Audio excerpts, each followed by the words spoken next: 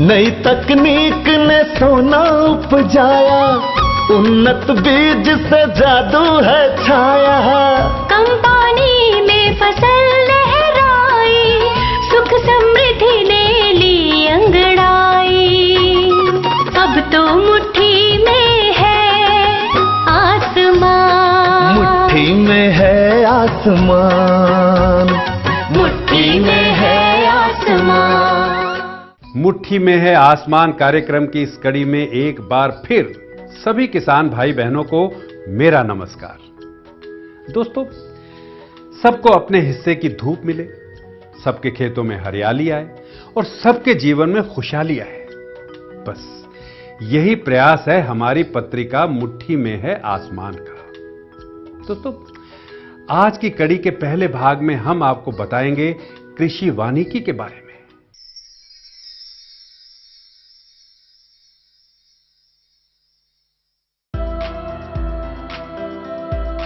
हमारे देश की अर्थव्यवस्था मुख्यतः कृषि पर आधारित है। बाढ़ और सूखे जैसी प्राकृतिक आपदा से फसल नष्ट होने पर कृषकों को आर्थिक क्षति पहुंचती है तथा उनकी अर्थव्यवस्था की रीढ़ टूट जाती है।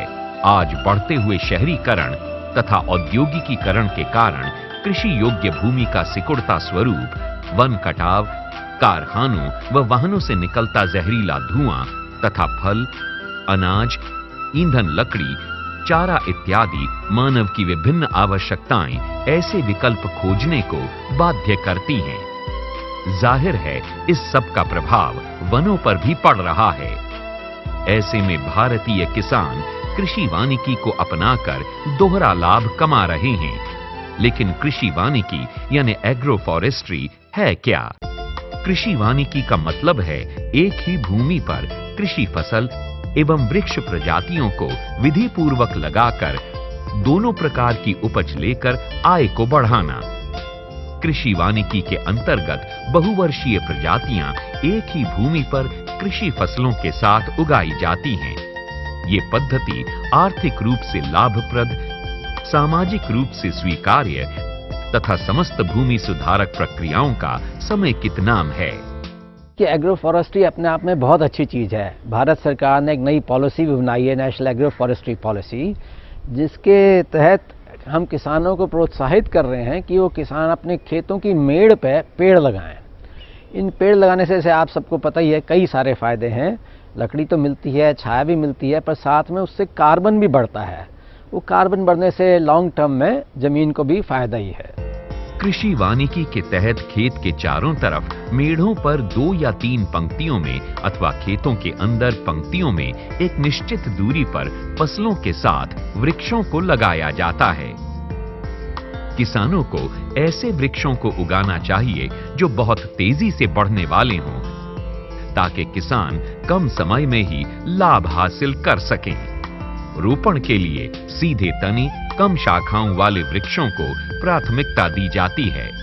किसान जानता है कि लंबी जड़ों वाले वृक्षों को उगाना ज्यादा मुनाफे का सौदा होता है, क्योंकि ये जड़ें भूमि में जाकर नीचे से पोषक तत्वों को ऊपर लाती हैं और इससे कृषि फसलों को फायदा पहुंचता है।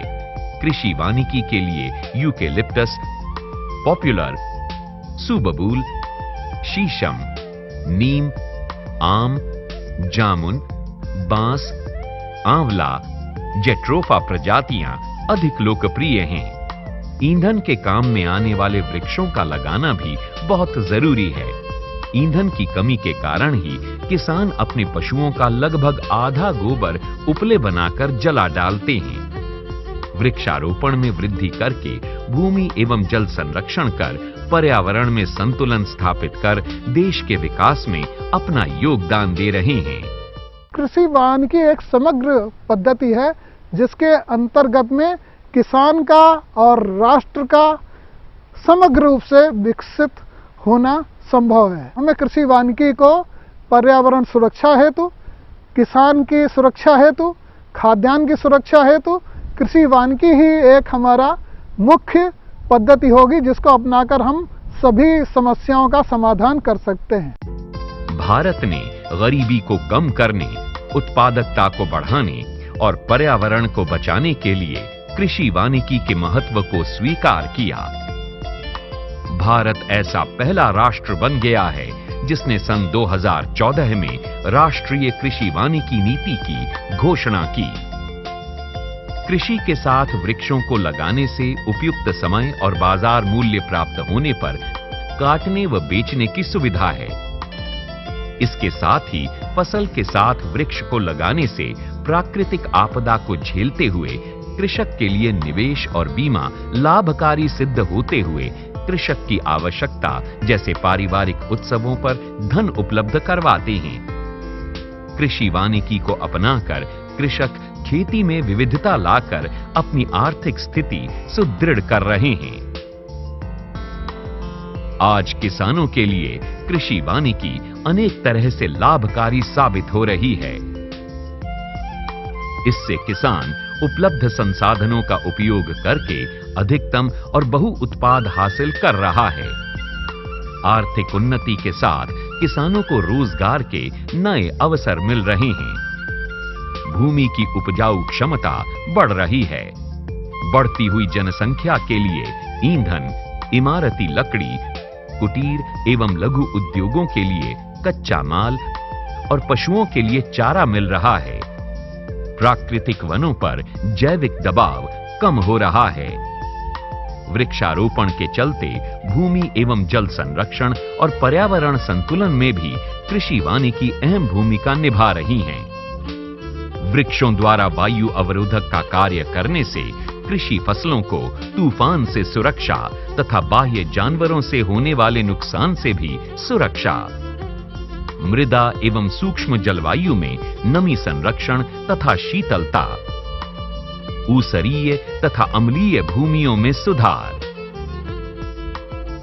प्राचीन काल से ही सभ्यता के विकास में वनों एवं वृक्षों का विशेष महत्व रहा है, लेकिन समय की करवटों से हम वृक्षों के महत्व को भूलने लगे थे। अब कृषि वानिकी के जरिए हम दोबारा इसके महत्व को जान और समझ रहे हैं। सरदार वल्लभ भाई पटेल और के.एम. मुंशी देश में एक विश्वविद्यालय का सपना देखा करते थे जो कृषि से जुड़ी शिक्षा, अनुसंधान, इंजीनियरिंग आदि अलग-अलग क्षेत्रों में काम करे। मुट्ठी में है आसमां,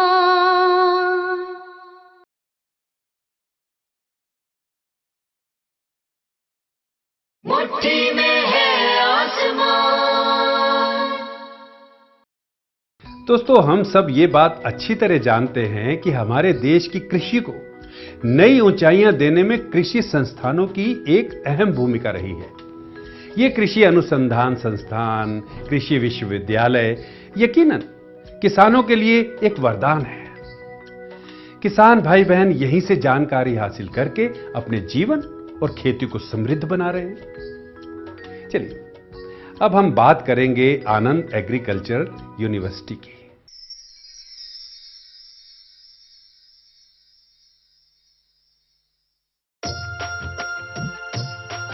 मध्य गुजरात के दूध शहर आनंद में स्थित है आनंद कृषि विश्वविद्यालय। सरदार वल्लभ भाई पटेल और के.एम. मुंशी देश में एक विश्वविद्यालय का सपना देखा करते थे जो कृषि से जुड़ी शिक्षा, अनुसंधान, इंजीनियरिंग आदि अलग-अलग क्षेत्रों में काम करे। इस सपने को साकार करने में वक्त लगा, लेकिन आनंद कृषि विश्वविद्यालय की स्थापना से वो सपना साकार हुआ। आनंद कृषि विश्वविद्यालय का जो काम है उसमें 3 प्रकार के मुख्य काम हैं। एक उच्च शिक्षा देना, दूसरा काम है अनुसंधान और तीसरा है विस्तार। उच्च शिक्षा में हमारे पास 7 कॉलेजेज है। जो मेजर क्रॉप हमारे हैं उस पर अनुसंधान होता है और 20 जितने हमारे अनुसंधान केंद्र भी है।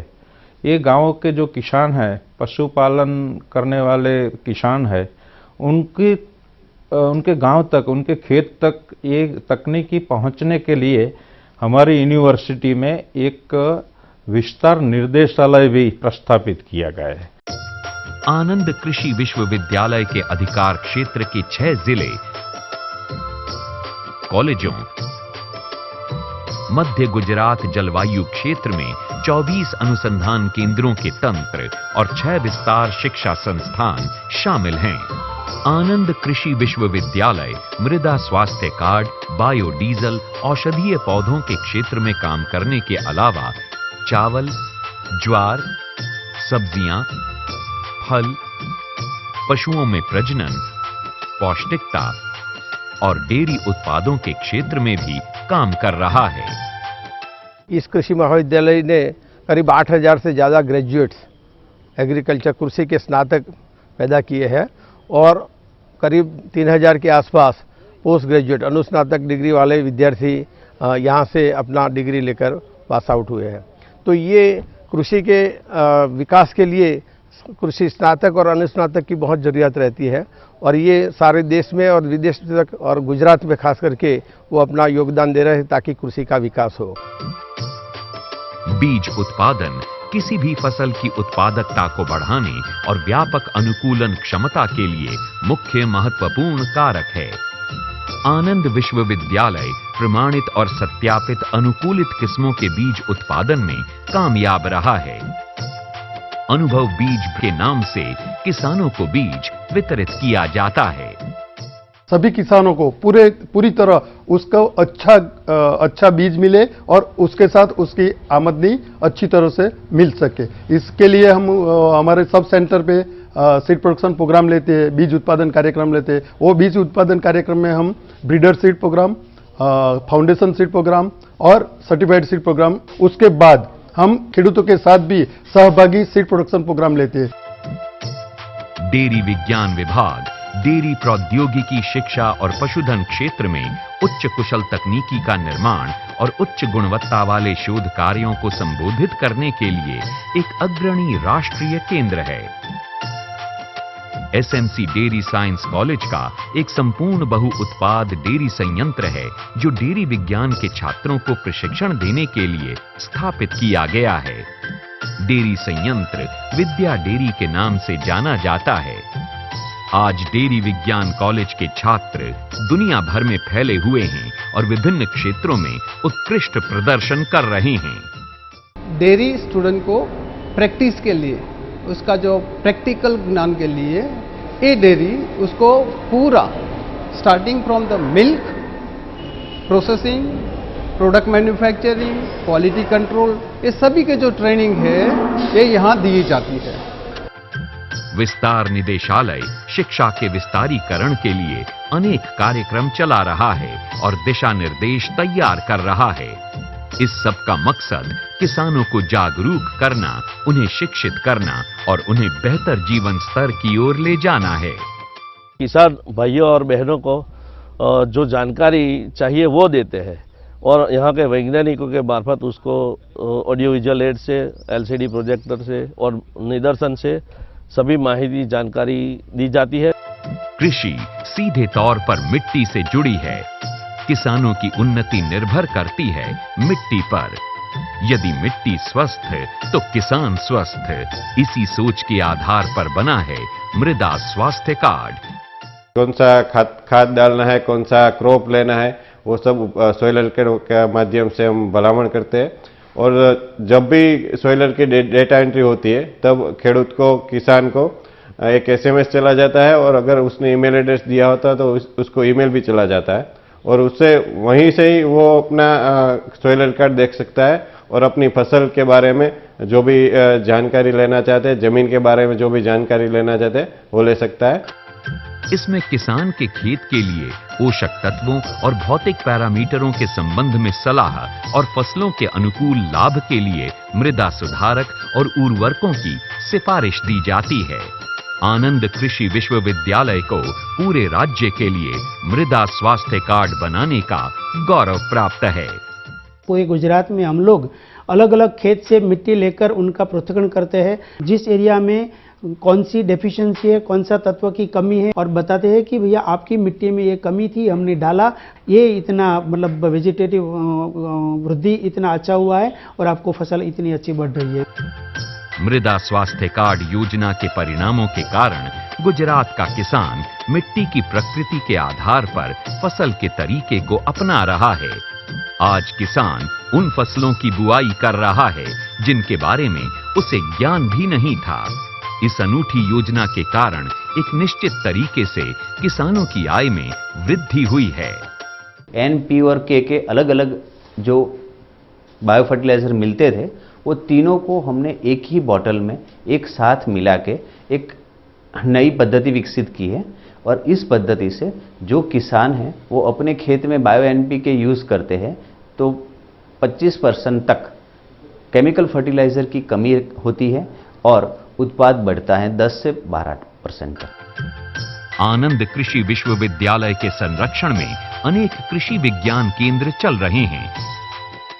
प्रशिक्षण की तालीम भी दी जाती है, ऑन फार्म टेस्टिंग कार्यक्रम भी किया जाता है और साथ साथ में किसानों को एडवाइजरी और मार्गदर्शन और दिया जाता है। ये कृषि विज्ञान केंद्र किसानों को हर तरह का सहयोग देते हैं। नई प्रौद्योगिकी से उन्हें वाकिफ कराना और उन्हें रोजगार से जोड़ा जा सके। अलग अलग ट्रेनिंग देते हैं, फिर उसके डेमोस्ट्रेशन मतलब फार्मर्स का जो तालाब है उसमें हम उसको अलग अलग वैरायटी के बीज मतलब मछली के बीज देते हैं, उस पर डेमोस्ट्रेशन करते हैं। पर हम केवीके के माध्यम से उसको दिखा रहे हैं कि अगर आप खुराक देंगे तो आपको बहुत ज़्यादा प्रॉफिट होगा और काफ़ी किसान अभी यूज़ कर रहे हैं। आनंद कृषि विश्वविद्यालय वाकई सरदार वल्लभ भाई पटेल के सपने को साकार करने में जुटा है। हम सभी अच्छी तरह जानते हैं कि भूमि में पाए जाने वाले केंचुए मनुष्य के लिए बहुउपयोगी होते हैं। केंचुओं द्वारा रासायनिक व जैविक गुणों को लंबे समय तक अनुकूल बनाए रखने में मदद मिलती है। मुट्ठी में है आसमां,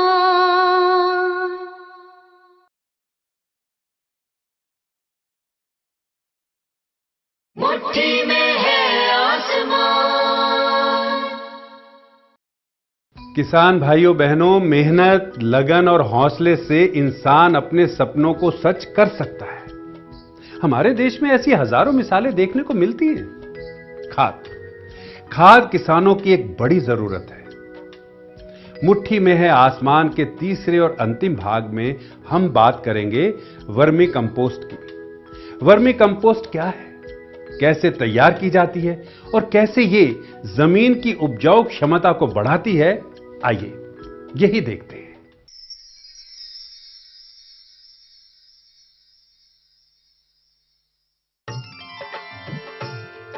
हम सभी अच्छी तरह जानते हैं कि भूमि में पाए जाने वाले केंचुए मनुष्य के लिए बहुउपयोगी होते हैं। मनुष्य के लिए इनका महत्व सर्वप्रथम 1881 में विश्वविख्यात जीव वैज्ञानिक चार्ल्स डार्विन ने अपने 40 वर्षों के अध्ययन के बाद बताया।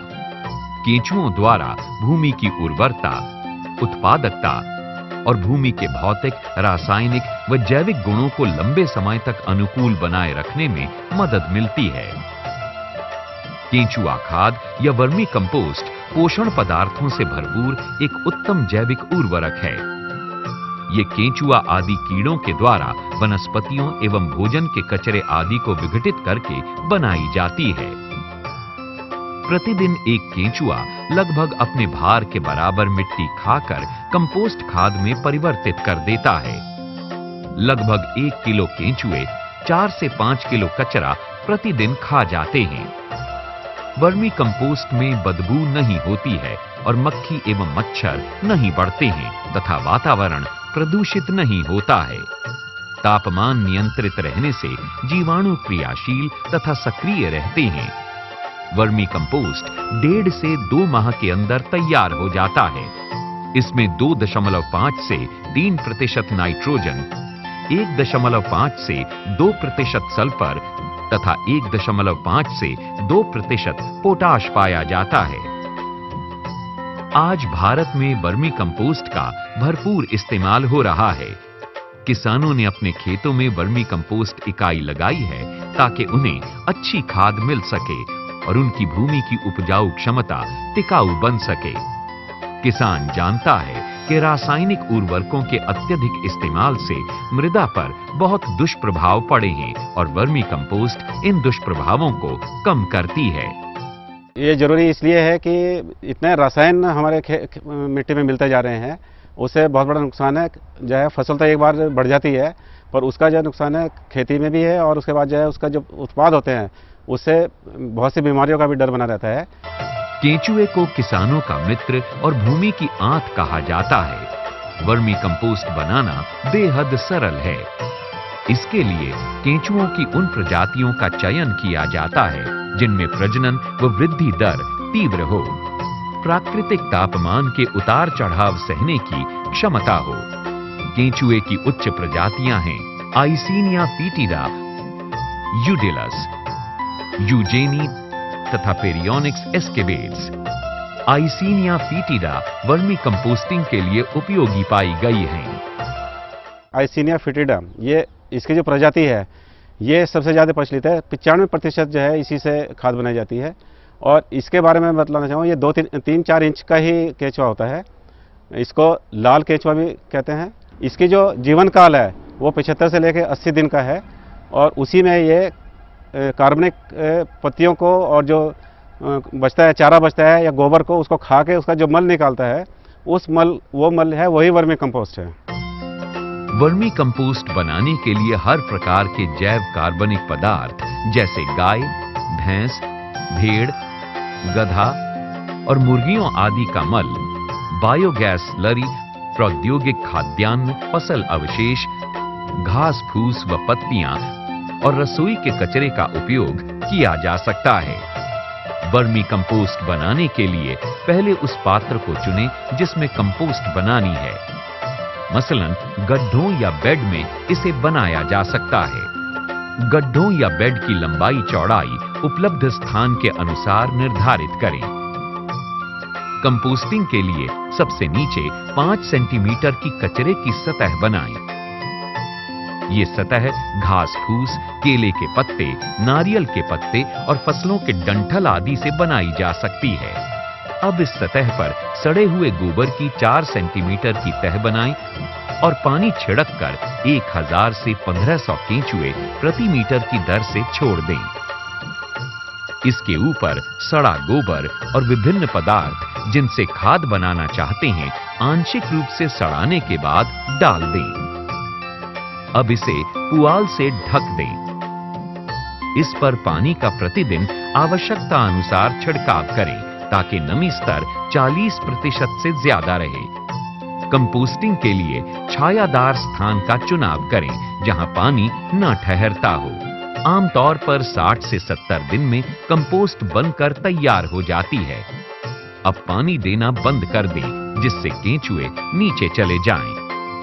अब कंपोस्ट को एकत्र कर लें। इसे छानकर केंचुए अलग करें। आपके लिए वर्मी कंपोस्ट तैयार है। आप इसका इस्तेमाल खेतों में कर सकते हैं और चाहें तो इसे स्थानीय किसानों को भी बेच सकते हैं। किसानों के लिए वर्मी कंपोस्ट बेहद लाभकारी होती है। वर्मी कंपोस्ट सामान्यतः कंपोस्टिंग विधि के मुकाबले 1/3 समय में ही तैयार हो जाती है। केंचुए द्वारा तैयार खाद को मिट्टी में मिलाने से मिट्टी की उपजाऊ एवं उर्वरा शक्ति बढ़ती है, मिट्टी में क्षरण कम होता है और उसकी जल धारण क्षमता बेहतर होती है। खेती में केंचुओं द्वारा तैयार खाद के उपयोग पर रासायनिक उर्वरकों तथा कीटनाशकों का प्रकोप कम होता है, यानी किसानों को इन पर कम खर्च करना पड़ता है। और सबसे अहम बात ये कि वर्मी कंपोस्ट से प्राकृतिक संतुलन बना रहता है। भूमि, पौधों या अन्य प्राणियों पर कोई दुष्प्रभाव नहीं पड़ता। दोस्तों, जीवन में सफलता का पहला नियम है कि आप लगातार जागरूक रहें, और हमें विश्वास है कि आपको जागरूक करने में हमारा ये कार्यक्रम एक महत्वपूर्ण भूमिका निभा रहा होगा। आगे भी हम आपको नई तकनीक, खेती की नई विधियां और खेती से जुड़े संस्थानों के बारे में बताते रहेंगे। मुट्ठी में है आसमान कार्यक्रम की अगली कड़ी में आपसे फिर मुलाकात होगी। तब तक के लिए नमस्कार।